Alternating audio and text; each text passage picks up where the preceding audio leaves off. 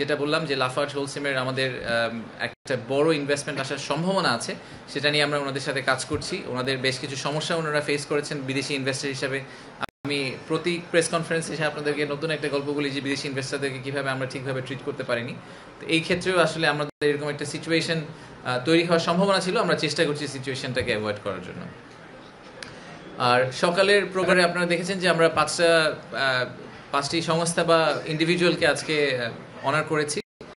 তার মধ্যে 4টি সংস্থা যারা প্রাইজ পেয়েছেন বিনিয়োগ উন্নয়ন কর্তৃপক্ষ থেকে। এটা আমরা প্রথমবারের মতো করলাম। আমরা একটা এক্সেলেন্স ইন ইনভেস্টমেন্ট অ্যাওয়ার্ড যেটা দেওয়া শুরু করলাম। আমরা চেষ্টা করবো এটা প্রতি বছর কন্টিনিউ করার জন্য। তা আমাদের যে ফ্যাব্রিক লাগবে, যারা ইনোভেশনে পেয়েছেন, লোকাল ইনভেস্টর, স্কোয়ার ফার্মাসিউটিক্যাল, ইএসজির জন্য পেয়েছেন ওয়ালটন, এবং বিদেশি ইনভেস্টর ফরেন ইনভেস্টর ক্যাটাগরিতে পেয়েছেন বিকাশ। তো এটা নিয়ে বাংলাদেশি কোম্পানি তাহলে ফরেন ইনভেস্টর ক্যাটাগরিতে কেন পেলেন?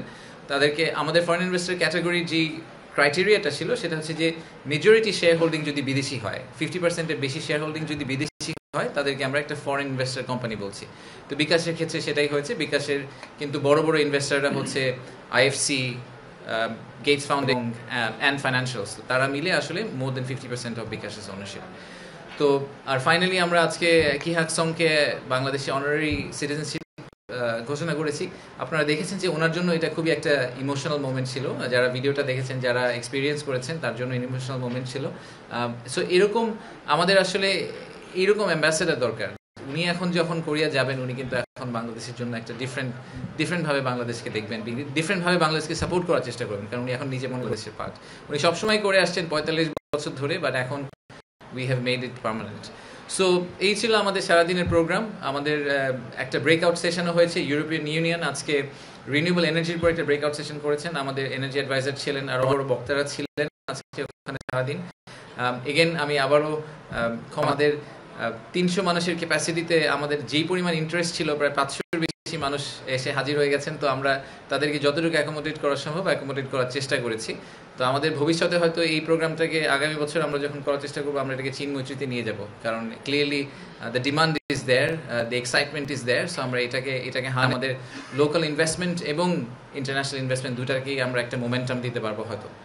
বাংলাদেশকে ভালোবাসতে হলে বাংলাদেশের পার্সোনালিটিকে ভালোবাসতে হবে। একটা বাংলাদেশি এমপ্লয়ি অথবা বাংলাদেশি পার্টনার, তার যে ওভারঅল লাইফস্টাইল, তার টেস্ট, তার কালচার, এই জিনিসগুলোকে আমাদের ইনভেস্টরদের সামনে তুলে ধরতে হবে। তো সেটা নিয়ে আজকে সন্ধ্যায় একটা এক্সক্লুসিভ প্রোগ্রাম হচ্ছে ইনভেস্টরদের জন্য। সেটা সন্ধ্যা 7:30টায় শুরু হবে। সেই কারণে আপনাদেরকে এখন একটু হাই লেভেল আইডিয়া দিয়ে রাখি। আমরা প্রোগ্রামটা পরে আপনাদেরকে শেয়ার করব, ফুল প্রোগ্রামটা। এই প্রোগ্রামটাতে আমরা Bangladesh through a different lens, এরকম একটা কনভারসেশন করার চেষ্টা করছি ওনাদের সাথে। তো ডিফারেন্ট লেন্স বলতে আমরা যেটা বুঝাই যে ক্লাসিক ব্যবসায়ী লেন্সের বাইরে। তো ডিফারেন্ট লেন্সে আমরা কাদেরকে নিয়ে আসছি আমি সেটারও একটু প্রিলুড দিই। আমরা Bangladesh through an I of a photographer বলে একটা সেকশন আছে, সেখানে আমাদের শহীদুল আলম ভাই, ড্রিক গ্যালারির, উনি একটা প্রেজেন্টেশন করবেন যে ফটোগ্রাফারের দৃষ্টি থেকে বাংলাদেশটা কীরকম।